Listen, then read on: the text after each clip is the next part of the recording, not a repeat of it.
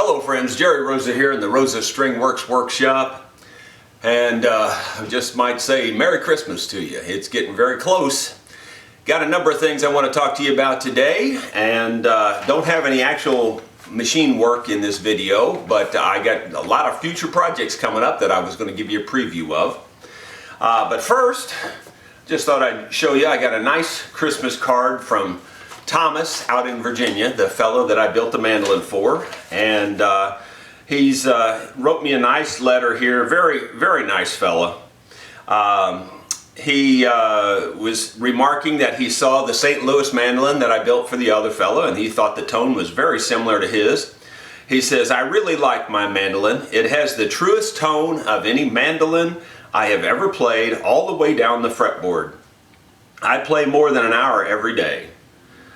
He went on to say he saw the video of my farm. He really liked that, and he said he's training his grandson to take over his business, which is a saw business. He goes on to say that if I ever need a saw, he can make me just about anything I need. So I sure appreciate that. Thomas is a very nice man. You can tell he's a really genuine person.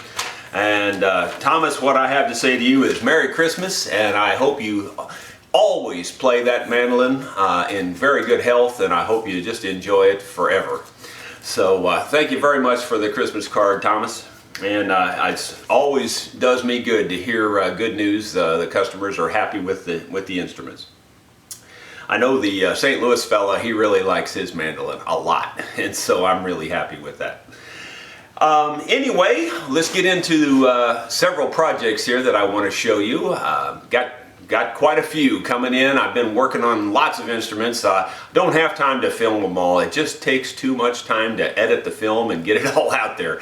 But the ones that are unique or that are interesting, I try to film them because I think there'll be something that you would like to see. So hopefully you'll enjoy these projects that are coming up. Repaired, I couldn't tell you how many instruments in the last week. Several. And anyway, just got some more loaded up here. This one I thought would be very interesting to show because we're going to do quite a bit of work on this. This is a Kraft, let's see if we can get it up there where you can see it. It's Kraft Resophonic Guitar, and it's got the round neck, so it's probably meant to be played more like a guitar. The customer would like it to be set up like a dobro, so I'm going to do that. Unfortunately, the neck is slightly loose, not very loose, but it's slightly loose. And I can tell that the saddle in there is incredibly crooked. It's, I'm exaggerating, but the angle is like this versus flat. So that needs to be fixed.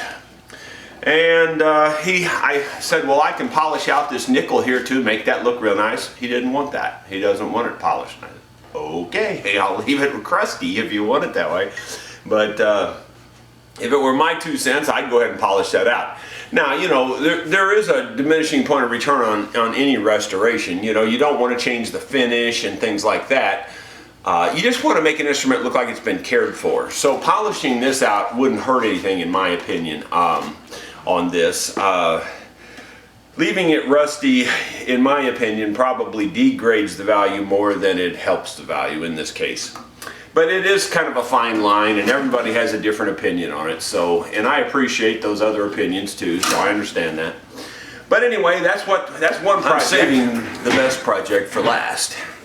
Here's another little interesting project. We'll just bring well, I'll just lift it up. You can see that it's in the shape of a banjo, but it's a tiny one. So it's another little banjolin or banjo uke or whatever you want to call it. In this case, I think I'd call it a banjo uke. They do have nylon strings on it. The head is actually in very good shape. There is no name on it that I see, so I don't know the brand offhand. Why I'm going to work on this one, and you probably can't see it very good in the video, but you can see a crack down in here. So the wood around here, the wooden rim is cracked. So I'm going to restore that part, and that's really all I'm going to be doing is just fixing that on this banjo. Unfortunately, the case is in bad shape. If there were somebody out there that can sew Well, this isn't leather, but if you could sew leather, you might be able to sew this case back for this fella. So if there's anybody out there that has connections on stitching something like this back, this it would be kind of nice to have this case stitched back. But anyway, that's another little project. That one won't take very long. And I'm not going to film that one. And the same customer brought this along as well, the old coffin case. I am fond of saying on these particular fiddle cases that the best thing for these cases is that you tape a nickel inside them and you throw them away, and that way when some kid finds them they won't be disappointed because they'll have a nickel. The cases, in my opinion, are total junk. We're going to buy another case for this. I didn't insist the customer do that. I just suggested that if we're going to spend the money and time to fix it up, then we might as well put it in a different case, because you fix it up in this case, they just rattle around in here and bang around, and they're just going to come apart again. And it's a decent old fiddle. It's hard to date these things. My guess, and I haven't looked to see what the label says in there, but my guess would be early 1900s. It's not a, late 1800s, early 1900s fiddle, which there was tons of them made around that time. In reasonably decent shape. I don't see anything majorly wrong with it, other than there's a fairly good crack up the back seam there, and we'll try to mitigate that, fix it a little bit. So basically, for the most part, it's just a setup. A clean up setup, make it look halfway decent, get a new bow, get a new case, and the bow that's with it is probably a halfway decent bow, but it needs so much work. The frog's broken, there's missing pearl out of the frog, there's no wrap on the handle, the serving here's all gone, it needs new hair, of course. The bow itself is fairly straight. I'm not saying the bow has no value, that's not what I'm saying. It's just that by the time I spend that much money, and these people are not professionals anyway, they just want it fixed, they don't even play. So I suggested that we just order them a new bow. I can get a new bow reasonably cheap, and they're really pretty darn nice bows. They're well made and everything, and I can actually get one cheaper than I can fix that one. So that's what they wanted to do. So that project, we might film a little bit of this project, maybe. I doubt it though. Got too many irons in the fire, especially when building. As I mentioned, I'm saving the best for last. And the best is this. I'd like to say this was a Christmas present sent to me, but it's not. It's I believe, I haven't looked yet on the outside of the package. Yes, it came from Stillwater, Minnesota, which does confirm what I thought it was. This is I believe, a Gibson Dove guitar that is in need of some significant TLC. So we're going to do our best to give it that TLC, and we are going to try to film this one. I think it'll be of interest to people because it is a popular model, and we're just going to go ahead and open it up right here on camera so that you can see what we're going to deal with here. The customer sent me pictures. Oh boy, the dreaded peanuts. I love the peanuts. Well, since we've got peanuts to deal with, we'll bring you back when we get her out of the case. I got the guitar out of the dreaded peanuts. And you may be thinking, what's wrong with those peanuts? Why are they such an issue? Well, they go everywhere, and here's my biggest problem. You see, you don't have a problem with gravity. I do. Gravity doesn't work for me. I dump them, I pour it upside down, turn the box upside down, and the peanuts just stay in there. And I shake, and I shake, and I shake. And the few that come out, they seem to float off and go everywhere. They never seem to go in the container I'm putting them in. So they're a real pain. But anyway, I did get them out. Enough belly aching about peanuts. Here we go. It's all taped up. So let's cut the tape and see what we got inside here.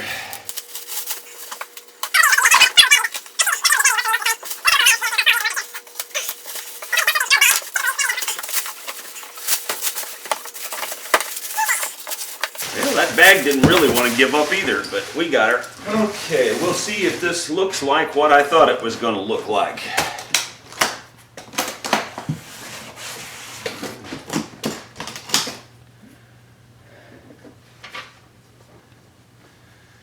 Yeah, it looks like a real issue.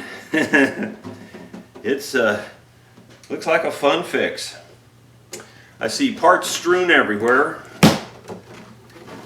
Do you see a problem? Yeah, there's a problem. There's a problem right there, Vern. Well, the customer's description is that he had surgery on his hand, and because of that, he left it sitting in case, strung up for quite a long time. I don't remember the exact information on that, but that doesn't matter. Whatever the length of time was, when he opened up the case, this is what he found. Now, typically, I wouldn't think that would normally happen. Don't really know why it happened for sure. My guess is there was some kind of defect somewhere that caused it, in addition to the being strung up for a long time. But I see it's a non-standard bridge, which I had never noticed before. This section here is separate. This, where all the holes are, that's a separate section from the wood. It's been glued in there, I can tell. That's kind of unique. And it actually looks like it might be made out of plastic or something. It's made out of some other material. So anyway, it's a nice Gibson Dove. And we will do our best to put this on film. What I'm going to do is I'm going to make a brand new bridge for this. I'm going to make an identical copy bridge. I'll even try to save these inlays and put these exact inlays in there. If not, I'll trace the inlays and make new inlays. But I'm going to try to get them out and actually use the same inlays right back in the bridge. I'll get this all apart as best I can, put it back together, use it for my template, and make it identical. The only thing I might do is make it just a fraction of an inch bigger all the way around, just to cover up any damage right around the edge here, caused by this breaking loose and caused by prying the old one off. So, you know, you can't get them off absolutely 100% clean generally. You can get them off pretty clean, but we'll just have to wait and see how that goes. So watch for this Gibson Dove in a future video. And I thought I'd just give you a very quick update on the progress of the new shop. As you know, the concrete work's already done. I have done in the rough electrical work for the lights and for the outlets. I've got all that done pretty much. I've got about another hour's worth of work on that yet to go, and I'm going to do that this afternoon. And I've already had a contractor come out to measure it up so that he can give me a bid on the spray-in foam insulation for the back wall and the ceiling. And I have yet to receive that bid. And so we're making steady progress. I'm going to hope to finish up the electrical this afternoon, and then I'm going to rough in the little bit of plumbing I'll have, because I am putting a small bathroom, basically just a toilet and a sink. And so I will have a little bit of plumbing rough in to do. And once I get that done, once I get the plumbing rough in, I should be able to start building those other walls. Actually, I've already got the lumber bought for that, so I'm going to start building those possibly tomorrow. You just never know. We're making progress though, and I'm working in the shop in the mornings and trying to work on the new shop in the afternoons is what I'm trying to do. But we'll just see how it goes. Thanks for watching. Tell your friends. Please click the like button. That helps us.